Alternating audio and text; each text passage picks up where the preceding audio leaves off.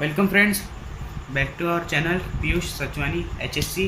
आज मैं यहाँ लेके आया हूँ मैथमेटिकल लॉजिक मैथ्स 1 के फर्स्ट चैप्टर का सेकंड पार्ट। यहाँ हम ट्रुथ टेबल सीखेंगे, सब लॉजिक कनेक्टिव्स के,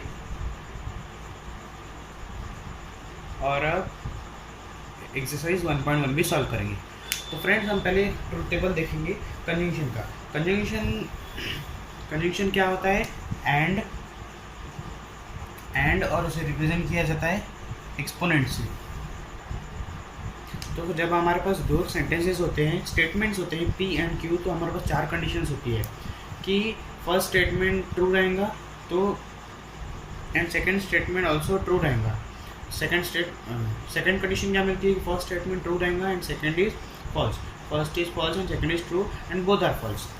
तो अब हम इनके आंसर देखेंगे कि ट्रू और ट्रू देखते हैं तो कंजंक्शन की वैल्यू ट्रू आती है। जब दोनों सेंटेंस ट्रू होते हैं तो कंजंक्शन की वैल्यू ट्रू आती है।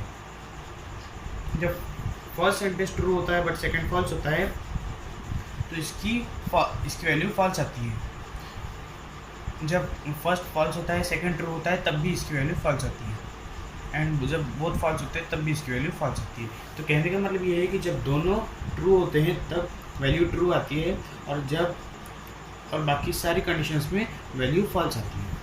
अब इसे समझ लीजिए, स्क्रीनशॉट खींच सकते हैं।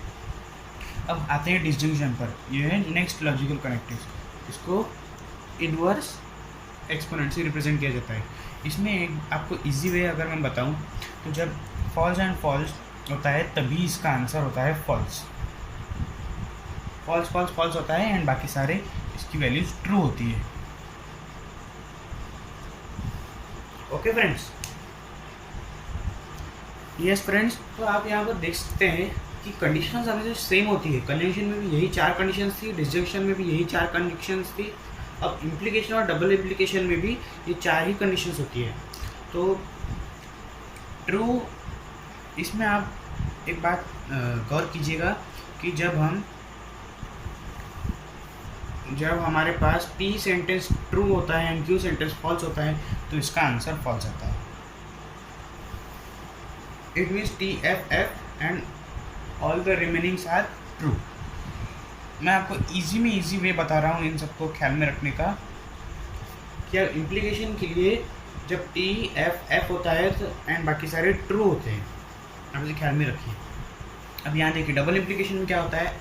जब रिपीट होता है ट्रूथ वैल्यू तो उसकी वैल्यू ट्रू होती है। अब यहाँ ट्रू ट्रू रिपीट हो रहा है, means T and T repeat हो रहा है इसलिए इसकी वैल्यू ट्रू है, एंड यहाँ F एंड F रिपीट हो रहा है इसलिए इसकी वैल्यू ट्रू है, एंड बाकी सारे फॉल्स है।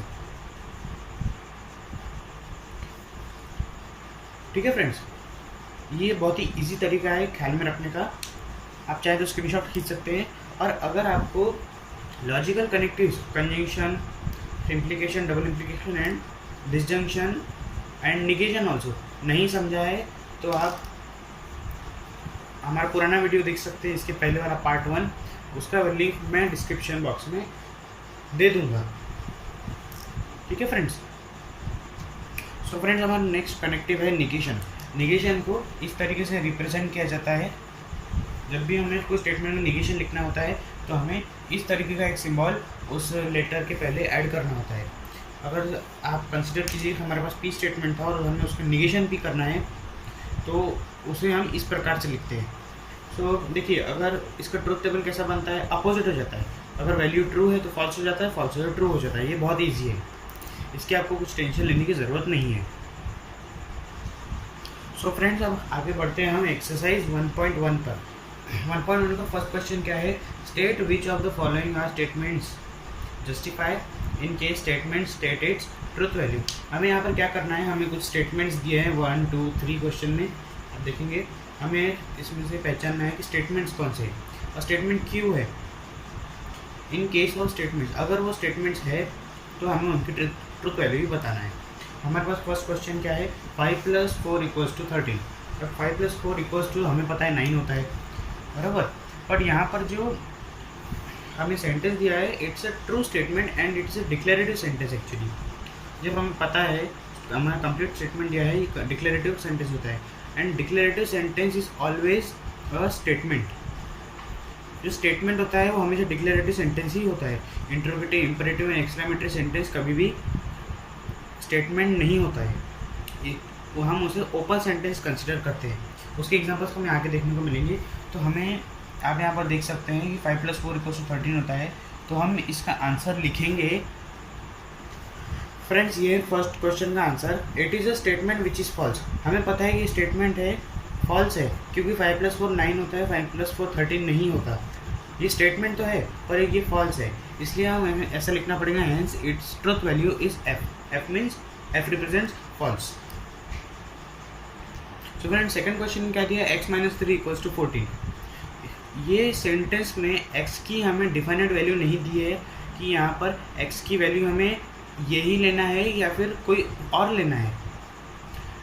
जैसे हम कंसिडर करें, अगर हमें आंसर 14 चाहिए तो हमें x की वैल्यू 17 लगेंगी, बट हमें यहाँ कुछ दिया ही नहीं है, तो हम x की वैल्यू को क्या कर सकते हैं, हम यहाँ पे अंदाज़ा लगा सकते हैं इसे। तो ये अंदाज़ा जो भी होता है इसे ओपन सेंटेंस में काउंट किया जाता है। जब हमें डिफाइनेट वैल्यू नहीं दी रहती तो तब हम उसे ओपन सेंटेंस कंसीडर करते हैं। इसका हम आंसर इस प्रकार लिखेंगे कि फिर इस प्रकार इसका आंसर आएगा, it is an open sentence hence it is not a statement. हम इसे ऐसा कंसीडर करने वाले हैं। बट फ्रेंड्स अगर आप सोचिए, अगर हमें यहाँ दिया रहता x - 3 = 14 एंड ब्रैकेट में दिया रहता x = 17, तो हम इसे डिक्लेरेटिव सेंटेंस बोल सकते थे। और इस डिक्लेरेटिव सेंटेंस को हम जैसे हमने पहले लिखा था उस फॉर्म में लिखना था। आगे फ्रेंड्स थर्ड है close the door. Close the door क्या है, it is an order, it is an imperative sentence. मैंने आपको पहले ही बताया कि इम्परेटिव, एक्सक्लेमेटरी एंड इंट्रोगेशन जो स्टेटमेंट्स होते हैं, it is considered as open sentence and open sentence can never be a statement।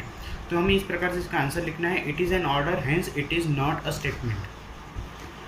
Friends अब हम 8th वाला कंसिडर करेंगे। 8th वाला क्वेश्चन क्या है, x² - 6x - 7 = 0 when x = 7। अब फ्रेंड्स यहाँ पर हमें x की वैल्यू 7 दी है, तो जिसकी वजह से ये डिक्लेरेटिव सेंटेंस है, डिक्लेरेटिव सेंटेंस है। और जब आप इसको सॉल्व करके देखेंगे तो इसकी वैल्यू, ये जो x की वैल्यू 7 दी है, इस क्वेश्चन को सेटिस्फाई हो जाएंगी, जिसकी वजह से ये स्टेटमेंट ट्रू भी है। तो फिर हमें यहाँ पर शो नहीं करना पड़ेगा, सॉल्व नहीं करना पड़ेगा उस पूरी इक्वेशन को, बट हमने जैसे फर्स्ट क्वेश्चन में लिखा था उसके जैसे हमें सिंपल आंसर लिखना है, that it is a statement which is true hence its truth value is t। Okay friends. तो फ्रेंड्स अगर आपको इसकी नोट्स चाहिए तो मैंने इसके ऊपर पहले वीडियो बनाया है, आप इसे प्लेलिस्ट में हमारे चैनल में जाकर देख सकते हैं, या तो फिर मैं आपको इस डिस्क्रिप्शन में इसकी नोट्स की लिंक दे दूंगा। सो फ्रेंड्स हमारा सेकंड क्वेश्चन क्या है, right the following statement symbolically. आप फर्स्ट क्वेश्चन के बचे हुए क्वेश्चन आप ट्राई कीजिए, नहीं तो आपको नोट्स में आंसर मिल जाएगा। ये हम एज एन एग्जाम्पल कंसिडर करते हैं। हम इसका फर्स्ट क्या है, Nagpur is in Maharashtra and Chennai is in Tamil Nadu. हमें क्या करना है, हमें जो स्टेटमेंट दिया है इसको हमें सिंबॉलिक फॉर्म में कन्वर्ट करके एज एन आंसर लिखना है। तो हम इसका सॉल्यूशन देखेंगे कैसा आएगा। तो फ्रेंड्स इसका आंसर है, ऐसे आपको फॉर्मेट में लिखना है, लेट पी को क्या लिखेंगे, फर्स्ट सेंटेंस जो हमारा रहेगा, Nagpur is in Maharashtra, and second sentence क्या है, मतलब यहाँ पे जो कंजंक्शन दिया रहेगा इसके बाद का सेंटेंस लिखना है हमें। सेकंड क्या है, Chennai is in Tamil Nadu, Chennai is in Tamil Nadu. उसके बाद में आपको लिखना पड़ेगा द सिंबॉलिक फॉर्म इज़। अब यहाँ पर P है and second statement is Q। अब यहाँ पे हमें देखना है कि एंड लगा है, कौन सा कनेक्टिव यूज़ किया है, एंड है। एंड मीन्स कंजंक्शन, कंजंक्शन कैसे रिप्रेजेंट करते हैं, एक्सपोनेंट की फॉर्म में। तो हमें ये सिंबॉलिक फॉर्म मिल गया, हमें सिंबॉलिक फॉर्म मिल गया। सो फ्रेंड्स हमारा थर्ड क्वेश्चन क्या है, the angle is right angle if and only if it is of measure 90 degree. तो इसका हम जब फॉर्म लिखेंगे तो ऐसा हमें मिलेगा P, ऐसा हमें डबल हेडेड एरो देकर एंड Q लिखना पड़ेगा। हमें कैसे फॉर्मेट में लिखना है, जैसे मैंने आपको फर्स्ट क्वेश्चन में बताया उसी फॉर्मेट में लिखना है आपको, नहीं तो स्टेट बोर्ड में आपके मार्क्स कट सकते हैं। एंड इसके आगे का मैं आपको आप होमवर्क में कर सकते हैं। सो आप देखिए आगे। सो फ्रेंड्स, आज यहाँ पर हमारे क्वेश्चन 1 एंड क्वेश्चन 2 कंप्लीट हो गए एक्सरसाइज 1.1 के। तो फ्रेंड्स, हमें सब्सक्राइब कीजिए, शेयर कीजिए, वीडियो पसंद आए तो लाइक कीजिए।